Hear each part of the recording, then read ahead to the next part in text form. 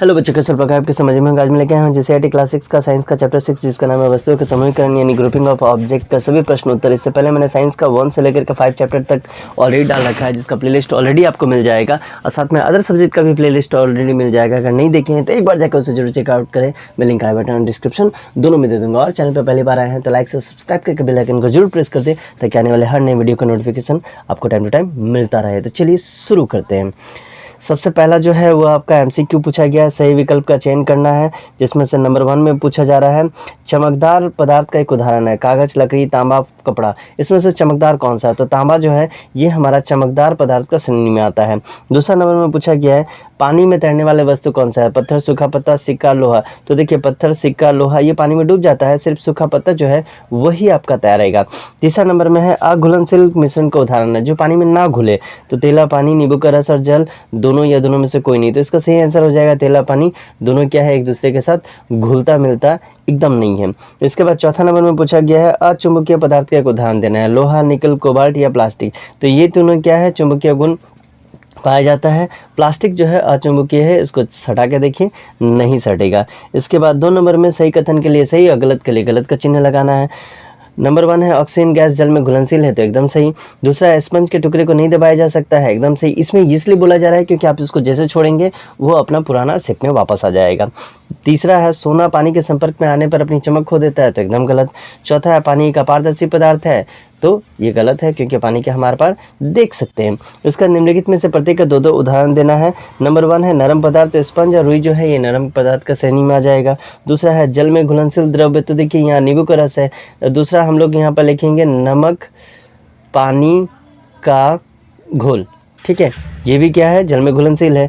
तीसरा है जल में घुलनशील गैस, तो ऑक्सीजन और हाइड्रोजन हो जाएगा। चौथा है जल में अघुलनशील ठोस, तो लोहा और पत्थर जो है वो जल में कभी भी नहीं घुलता है। इसके बाद चौथा नंबर आपसे पूछा गया है निम्नलिखित में से किन पदार्थों का आप मुलायम पदार्थ के रूप में चिन्हित करेंगे और क्यों? आपका ऑप्शन है रबर का छल्ला, बर्फ, पत्ता, पेंसिल, मोती, पका हुआ चावल, रोटी, दाल, शार्पनर आदि।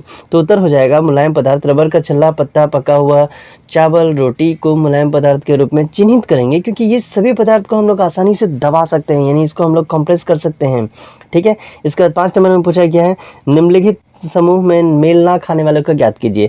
आपका ऑप्शन है कुर्सी, मेज, अलमारी, बच्चा, पलंग।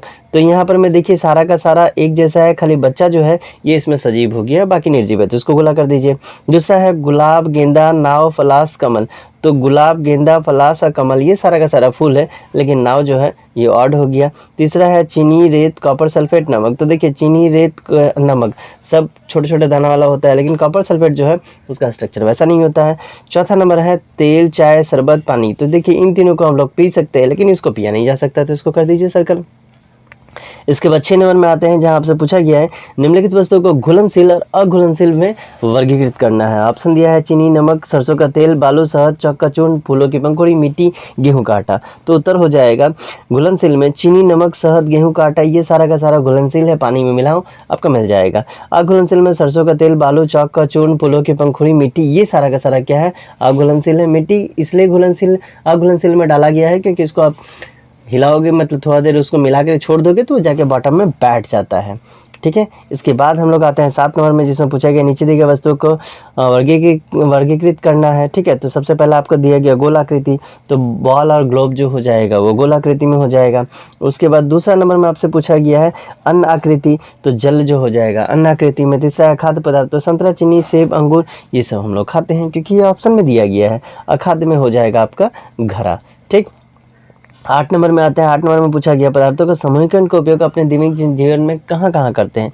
तो उत्तर हो जाएगा पदार्थों का समूहीकरण का उपयोग हम अपने रसोई घर पर यहाँ होगा तथा दवा खाना में वस्तु के भंडारण के लिए करते हैं। एक श्रेणी बना रहता है कि यहाँ पे ये रहेगा, यहाँ पे ये रहेगा, ऐसे करके बॉक्स टाइप का सेपरेट किया जाता है, ठीक। 9 नंबर में पूछा गया है पारदर्शी, पारभासी और अपारदर्शी वस्तुओं में अंतर स्पष्ट करना है। तो चलिए देखते हैं। पारदर्शी ऐसे वस्तु जिनके आर पार देखा जा सकता है उसको हम लोग पारदर्शी कहते हैं, जैसे कांच, जल, वायु, इसके आर पार आप देख सकते हैं, तो ये क्या हो जाएगा, तो पारदर्शी का उदाहरण हो जाएगा। दूसरा है पारभासी, ऐसी वस्तु जिसके आर पार नहीं देखा जा सकता है, यानी आप उसके आर पार क्लियरली नहीं देख सकते हैं, पर आकृति बहुत स्पष्ट नहीं होती है, उसे हम लोग पारभासी कह सकते हैं। ठीक है, आर पार देखा जा सकता है लेकिन आकृति क्या है, पूरा क्लियर नहीं होता है। जैसे ट्रेसिंग पेपर, तेल लगा हुआ कागज, आप एक काम करेंगे, एक पन्ना फाड़ लेंगे आपका मैथ का कॉपी का, उसमें थोड़ा सा तेल लगा देंगे, उसके आर पार देखने की कोशिश करेंगे तो थोड़ा बहुत आकृति क्लियर दिखेगा लेकिन पूरा क्लियर नहीं पता चलेगा कि क्या है। तीसरा अपारदर्शी, ऐसे वस्तु जिनके आर पार नहीं देखा जा सकता है उसको हम लोग अपारदर्शी कहते हैं। जैसे लकड़ी, गत्ता, अब दीवार के आर पार भी नहीं देख सकते, तो ये सारा का सारा क्या है, अपारदर्शी की श्रेणी में आता है। इसके बाद 10 नंबर आपसे पूछा गया, खाना बनाने वाला बर्तन कागज अथवा प्लास्टिक के क्यों नहीं बनाए जाते, तो इसका उत्तर हो जाएगा, खाना पकाने के बर्तन कागज अथवा प्लास्टिक के नहीं बनाए जा सकते क्योंकि वे ज्वलनशील पदार्थ होते हैं। ज्वलनशील मतलब होता है जिसको आप आग पे चढ़ाएंगे तो फटाक से नहीं उसके ऊपर आग लग जाएगा, इसलिए उसको ज्वलनशील कहते हैं। इनमें खाना पकाना संभव ही नहीं है। इसके अलावा कागज इतना मजबूत नहीं होता है कि गर्मी के संपर्क पर आने पर आसानी से फट और जल सकता है, इसलिए क्या, अगर खाना उस पर चढ़ाओगे तो खाना क्या होगा, पूरा का पूरा बर्बाद हो जाएगा।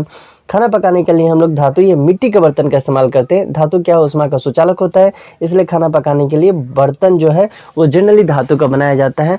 लेकिन गाँव वगैरह में जाओगे तो बहुत सारा ऐसा एरिया है जहाँ पर में आज भी मिट्टी के बर्तनों का उपयोग किया जाता है, जो बहुत ही अच्छा है इन कंपेयर ऑफ धातु का जो बर्तन है। ठीक है, तो ये था आपका क्लास 6 का साइंस का चैप्टर 6। ठीक है, साइंस का, इंग्लिश का, हिंदी का, सबका प्लेलिस्ट बना हुआ, नहीं देख रहे तो जाकर उसे जरूर चेकआउट करो। मिलते हैं अगले वीडियो में, तब तक के लिए bye bye and take care.